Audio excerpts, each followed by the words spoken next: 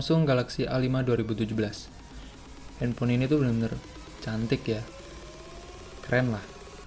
Berbalut kaca, tapi juga berbalut fingerprint magnet ataupun bekas-bekas jari kita. Tapi bukan itu permasalahannya ya. Jadi kita langsung ke permasalahan utama. Permasalahan pertama yaitu ada di kamera utamanya. Kamera utama yang beresolusi 16 megapiksel dengan bukaan aperture 1.9 dengan autofocus dan LED flash. Tapi hal paling vital menurutku yang nggak ada itu adalah optical image stabilization. Kenapa nggak ada? Ini berdampak pada pengambilan video yang shaky, seperti yang kita lihat sekarang.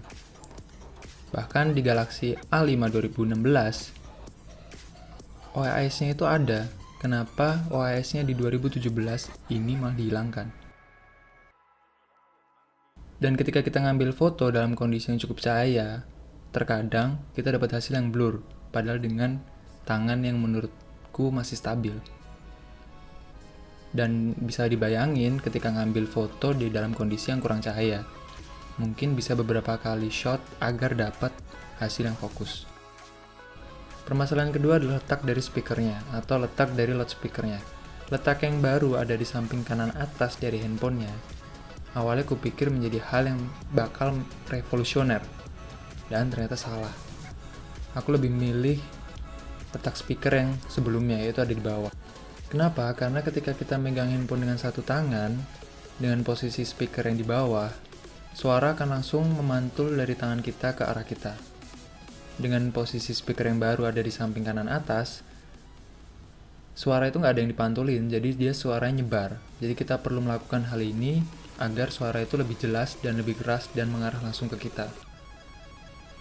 Dan dengan kondisi megang handphone portrait, terkadang juga kita harus melakukan hal seperti ini agar mendapatkan suara yang lebih jelas dan suara yang lebih mantap. Ketiga adalah masalah fingerprint sensor.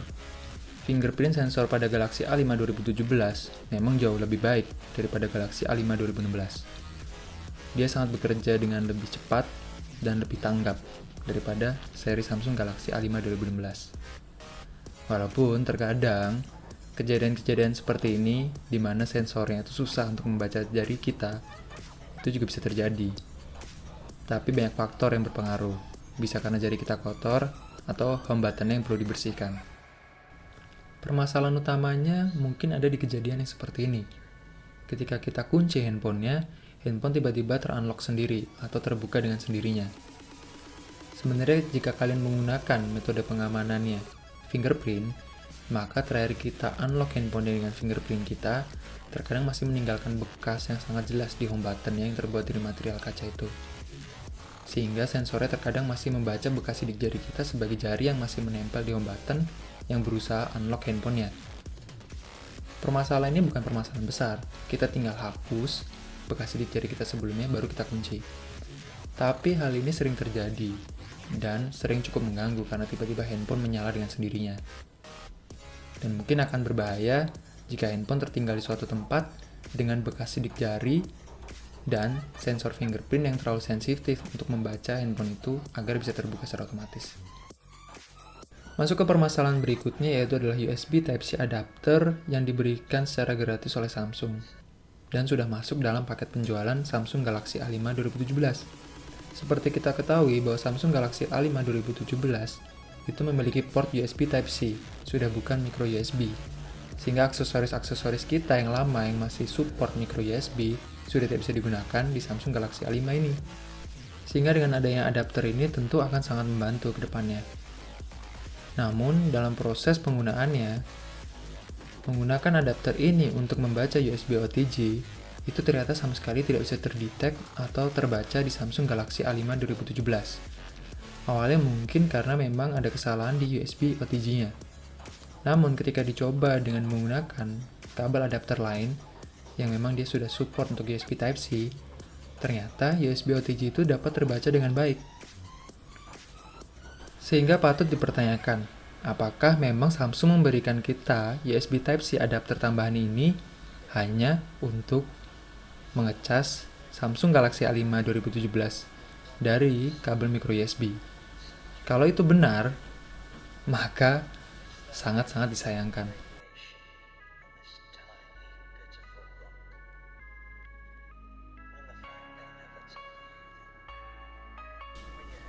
Permasalahan yang terakhir adalah di sensor gyroscope.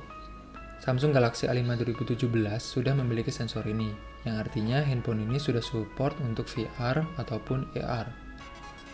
Seperti yang kita lihat di video 360 derajat, kita melihat bahwa sensor gyroscope tidak bekerja dengan semestinya. Artinya, di tangan yang tenang dan stabil, sensor sepertinya bergerak dengan sendirinya.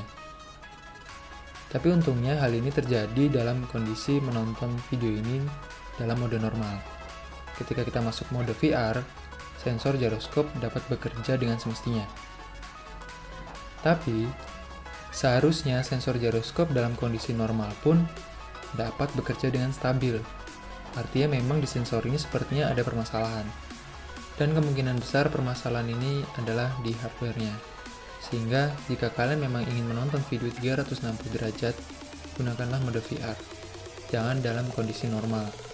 Karena biasanya, sejauh pengalaman, nonton normal seperti ini kadang bisa bikin pusing atau sampai ke mual. Ya ini bisa jadi sebuah kekurangan ataupun mungkin juga bukan apa-apa. Jadi itu terserah teman-teman semua. Kesimpulannya, selama menggunakan Samsung Galaxy A5 2017 kurang lebih 2 bulanan, itu kekurangan-kekurangan yang bisa aku temuin di handphone ini. Mungkin yang paling vital itu adalah kamera. Tapi selain itu, menurutku sih udah pilih-pilih banget itu kekurangannya. Yang penting, pilihannya tetap ada di teman-teman semua. Ini lebih ke pendapat pribadi dan pengalaman pribadi menggunakan handphone ini. Dan semoga cukup membantu. Jadi makasih udah nonton videonya. Jangan lupa like, komen, dan subscribe. See ya.